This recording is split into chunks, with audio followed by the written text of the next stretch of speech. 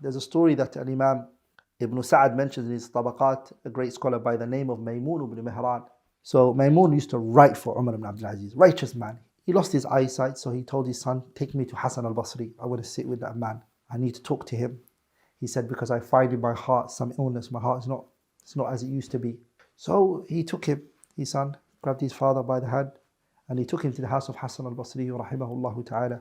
And Imam al-Dhahabi praised this man greatly in his Siyar A'lam al-Nubala. He said about him, it's like he went to the Akhirah, and he looked at it, and he saw it. And he came back to the dunya to tell the people of what he saw in the Akhirah.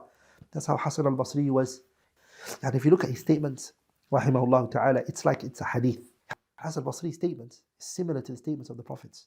And that only comes from living by what the Prophet said, memorizing it, studying it. That's where it comes from, rahimahullah ta'ala. But the story, my brothers, was Maymun ibn Mihran, when he reached the house of Hasan al-Basri, the servant opened the door. She said, Man anta, who are you? He said, Maymun. She said, Ya Shaykh as-Su, ma abqaka fi hadha zaman as-Su. You evil Shaykh, why are you alive at this evil time? So he started crying even more. As he was weeping, Hasan al-Basri came out and said, who's at the door? He said, Maymun, I'm here. Hasan said, come in, rahimahullah ta'ala. Maymun came in and he said to Hasan al-Basri, Hasan said, what brought you? What do you want? He said, I find in my heart some darkness. My heart is not as it used to be. Look at the Salaf, rahimahumullah. And if their iman decreased, their heart changed, they saw things, they wanted to fix their hearts. He said, I find in my heart something, it's not right. He then said to him, rahimahullah ta'ala, قال ta'ala, Allah says, أفرأيت إن متعناهم سنين ثم جاءهم ما كانوا يوعدون ما أغنى عنهم ما كانوا يمتعون. When he read those verses on him, Maymun fell unconscious. When he regained consciousness, Hasan said, you have permission to leave, inshaAllah ta'ala. And the son of Maymun grabbed his father by the hand and he left with him. My brothers and sisters, that's how they were, the Salaf. When it came to their hearts, rectifying and changing their hearts, seeing what's inside it, what's gone wrong, what needs to be done about it. Inshallah ta'ala, my brothers and sisters, I want to share with you this topic, al-istiqamah, which loosely translates as to be steadfast. My brothers and sisters, steadfastness or to be upright, that is a blessing Allah subhanahu wa ta'ala bestows upon and gives to whoever He wills. Allah subhanahu wa ta'ala, He says to the Prophet sallallahu alayhi wa sallam, وَكَذَلِكَ أَوْحَيْنَا إِلَيْكَ رُوحًا مِّنْ أَمْرِنَا مَا كُنْتَ تَدْرِي مَا الْكِتَابُ. Allah is saying to the Prophet sallallahu alayhi wa sallam, we have favored you, we chose you, we guided you, we made you steadfast. That's why in the verse Allah says, يَمُنُّونَ عَلَيْكَ أَنْ أَسْلَمُوا قُلْ لَا تَمُنُّوا عَلَيَّ إِسْلَامَكُمْ بَلِ اللَّهُ يَمُنُّ عَلَيْكُمْ أَنْ هَدَاكُمْ لِلْإِيمَانِ إِن كُنْتُمْ صَادِقِينَ. Al-ayah. Allah subhanahu wa ta'ala here, He says that you guys are claiming, you're saying that you're doing Allah a favor by being believers. No. Allah is the one who favored you by keeping you guided and steadfast and upright, subhanahu wa ta'ala. Even in the ayah, Allah subhanahu wa ta'ala, He says, وَلَهَدَيْنَاهُمْ صِرَاطًا مُسْتَقِيمًا. And we guide them to the straight path. So a believer, my brothers and sisters, has to understand, if you want to be steadfast, if you want to be upright, it is something Allah subhanahu wa ta'ala gives it to you. And when you know that it is from Allah that you become steadfast, who do you ask?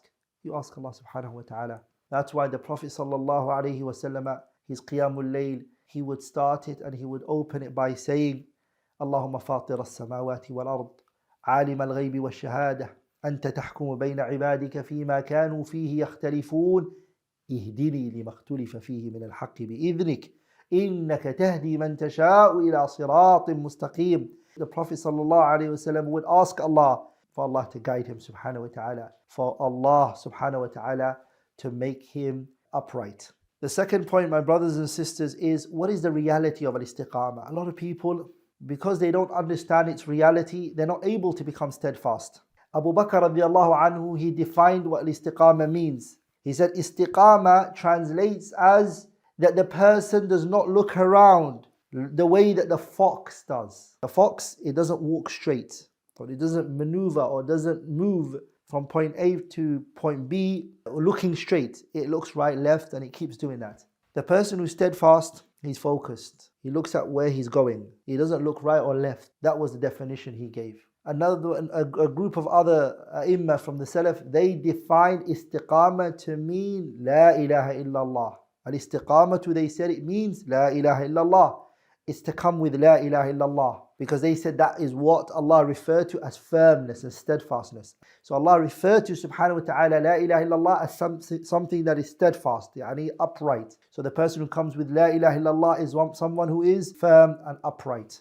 Where does the istiqamah come from? Where does it occur? If a person wants to be steadfast, where of his body does the istiqamah come from? The ulama, they say the istiqamah is from the body, it's also from the heart, it occurs from, and also the tongue.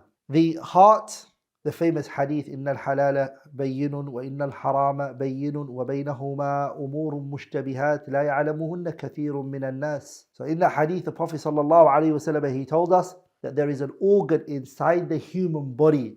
إِذَا صَلَحَتْ صَلَحَ الْجَسَدُ كُلُّهُ. The entire body will be upright, steadfast, and it would be accordingly.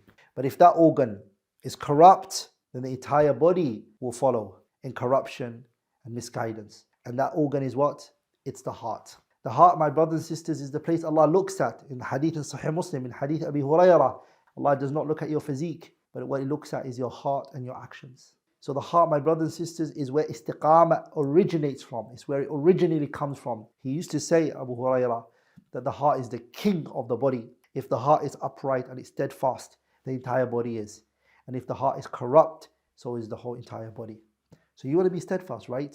You want to come with istiqamah, then you have to work on your heart. You have to cleanse your heart. The heart suffers from two illnesses, shubuhat and shahawat, desires and doubts. You need to fix those. Ibn al-Qayyim rahimahullah, he said the two things that cure those is knowledge and the purification of the heart. And that's what the Prophet came with. وَالَّذِي بَعْثَ فِي الْأُمِّيِّينَ رَسُولًا مِّنْهُمْ يَتْلُو عَلَيْهِمْ آيَاتِهِ وَيُزَكِّيهِمْ وَيُعَلِّمُهُمُ الْكِتَابَ وَالْحِكْمَةَ وَإِنْ كَانُوا مِنْ قَبْلُ لَفِي ضَلَالٍ مُبِينٍ.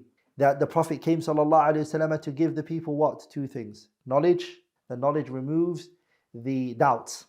And also the shahawat is removed with what? Tazkiyah. هو الذي بعث في الأميين رسولا منهم يتلو عليهم آياته ويزكيهم purifies them. So the heart needs to be fixed. The heart needs to be worked on. The heart needs to be checked up on all the time. So istiqamah comes from the heart. And if your heart is clean and it's good and you worked on it, then inshallah ta'ala it will show on your limbs. Also, my brothers and sisters, the second place that the istiqamah occurs from is the tongue. The tongue is an organ that needs to be protected. He's saying, احفظ لسانك أيها الإنسان. O person, protect your tongue. How many people have ended up in their graves due to statements and words that they said? The tongue is something that needs to be protected. The Prophet ﷺ, he told us in the hadith, إِذَا أَصْبَحَ ابْنُ آدَمْ, when the slave of Adam or the children of Adam wake up, فَإِنَّ الْأَعْضَاءَ تُكَفِّرُ اللِّسَانَ. The limbs, they speak to the tongue. Imagine that. They say, O tongue, if you are upright and steadfast, so are we. And if you deviate, we're going to deviate with you. So the tongue is, my brothers and sisters, very important that you observe it. Look at what you say. Everything's written. Even a mustard seed, an ant, it's not concealed from Him. He knows subhanahu wa ta'ala, is aware of it. Think about what you say, what comes out of your mouth. Is it for you? Is it against you? A person who's steadfast thinks multiple times before he says something. Ata ibn Abi Rabah, he said, I did not utter a word until I asked myself 70 times, is it for me or is it against me? Should I say this or should I not? Rahimahumullah. Abdullah ibn Abbas, Mujahid ibn Jabrin, I think it was, he entered onto Abdullah ibn Abbas, was holding onto his tongue, and then he was saying, and then he said to him, Mujahid said to him, or the student said to Abdullah ibn Abbas, relax, why are you doing this to yourself? And he said, it is my tongue, the one that has pushed me and thrown me into the destruction and the pit. This is the thing that's destroyed me. So the person has to observe what they say. What you say is either for you or against you, and you will be questioned for it Yawm al-Qiyamah. That's the tongue requires istiqamah. The heart we mentioned, it requires istiqamah. And also the person's, their body parts, your eyes, your ears, your everything.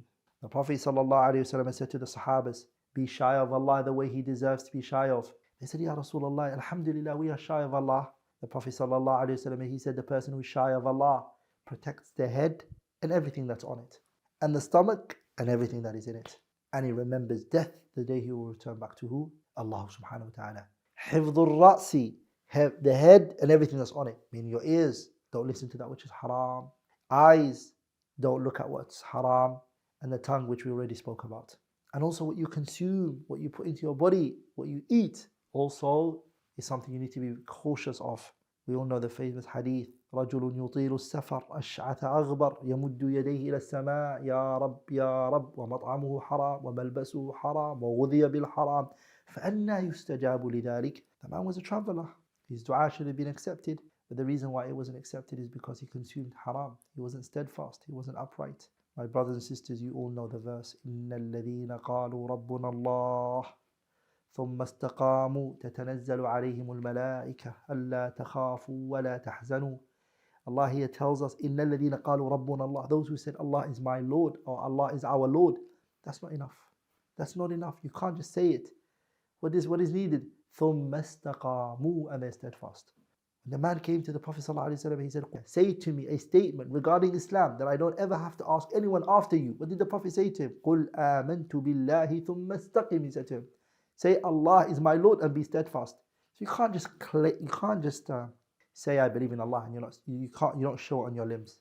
أحسب الناس أن يتركوا أن يقولوا آمنا وهم لا يفتنون ولقد فتنا الذين من قبلهم فلا يعلمن الله الذين صدقوا ولا يعلمن الكاذبين. The one who said Allah is my Lord and then was steadfast is going to be known from the one who said Allah is my Lord but was lying.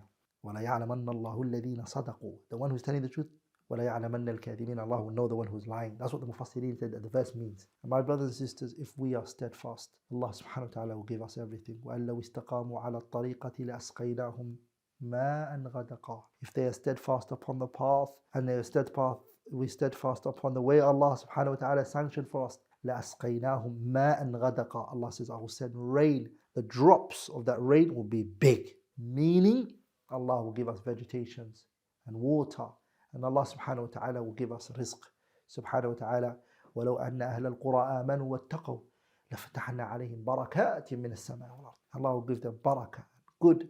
So my brothers and sisters, that is some words I wanted to share with you all. I ask Allah subhanahu wa ta'ala that He makes it a means for me to get closer to Him by those words that I shared. And I also ask Allah subhanahu wa ta'ala He makes it a means for me to be distanced from the hellfire. And I also ask Allah subhanahu wa ta'ala that He blesses each and every one of you, and that Allah tabarak wa ta'ala preserves and honors you guys in this world and also in the hereafter. And I ask Allah subhanahu wa ta'ala, as He's brought us together today in this session or this lecture or this reminder, that He brings us together under our Prophet sallallahu alaihi wasallam, and that we drink from his hand. Anything I've said that was wrong, my brothers and sisters, is definitely from me and shaitan, and Allah and His Messenger are both free from it. Subhanaka Allahumma wa bihamdika ashhadu an la ilaha illa ant astaghfiruka wa atubu ilayk.